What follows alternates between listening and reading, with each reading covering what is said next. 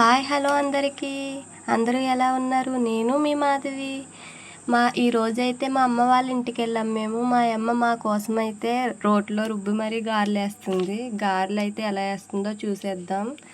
ముందుగా ఆ పిండిలో కొంచెం ఉల్లిపాయ ముక్కలు, పచ్చిమిరపకాయ ముక్కలు, కొంచెం సాల్ట్, కొద్దిగా జీలకర్ర వేసి పిండినైతే బాగా కలుపుకోవాలి.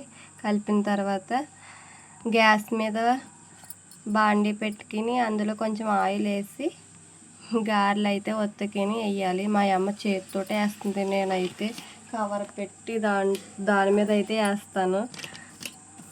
నేనైతే మా అమ్మ ఎప్పుడు గారెలు వేస్తుందా, ఎప్పుడు తిందామా అని వెయిట్ చేస్తూ ఉన్నాను. గారెలు అయితే వేసేస్తుంది. చూడండి ఎలా వేస్తుందో.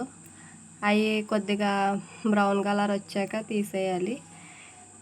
గారెలు అయితే వేసి మా అమ్మ నా కోసం అయితే ఇచ్చేసింది. నేను టేస్ట్ చేయడానికి రెడీగా ఉన్నాను.